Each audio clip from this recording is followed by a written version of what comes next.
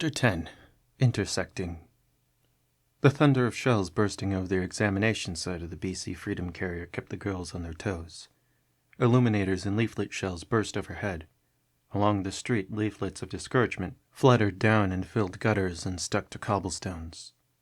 "We gotta take out those gun emplacements," said Marseille over the thunderous booms of demoralization shells. "I agree, but how?" asked Andou. "It's not like we can just run towards them." She stopped and remembered the papers that she had gotten from the nameless girl. She pulled them out of her skirt and opened them. "What's that?" asked Marseille. "Blueprints I got from an unknown source. I've yet to check them, but this could be just what we need to get behind them," she said. "Are those the plans to the lower levels of the ship?" asked Marseille. "Yes, and not just the lower deck, but look, connecting tunnels from one side to the other. If we could get a group of girls together, we might be able to sneak up behind them and take out those emplacements," said Andou. "Well, sure. We can use these to get there, but what do we do once we're on their side of the ship? Attack them?" asked Marseille. "Maybe... Okay, how about this? We hit the magazines where their munitions are stored, and if we destroy their munitions, they won't have anything to hit us with. And the magazines themselves, they should do a fine job of containing any sort of blast from that," said Andou. Marseille looked at the paper Andou held before her and stated, "Let's also hit the tank sheds. If we can take out their tanks, they won't be inclined to come at us with them afterwards." Sighed Andou. "I doubt we can hit them both, though." "We can if we split up. I'll lead one team, you lead the other," said Marseille. "Fair enough. Sure," replied Andou, smiling to her co-commander. "Miss Marie," said Oshida, saluting her commander. "Yes, Oshida?" asked Marie as she sat in her lounge in none more than a robe. You're naked," gasped Oshida as she realized that she had walked in on Marie relaxing. "I am, and I'm trying to get some rest, but all that pounding outside has made it impossible," she frowned.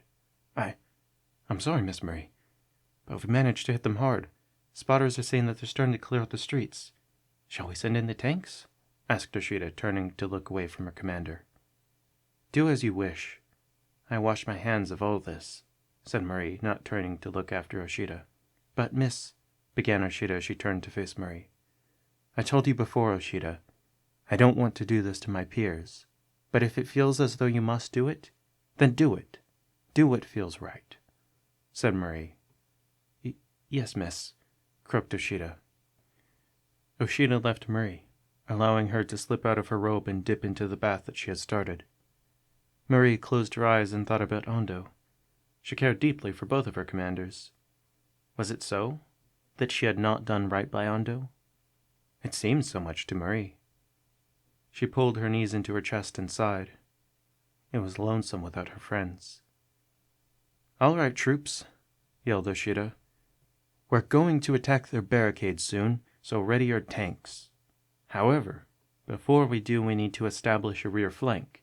So I'm sending in a team of you to make your way through the service tunnels in the middle of the ship to their side, in order to pincer them and ensure that they have nowhere to run when our armor rolls in.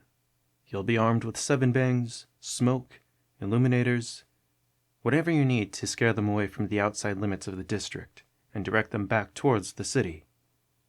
"Affirmative," cheered the girls by the tanks.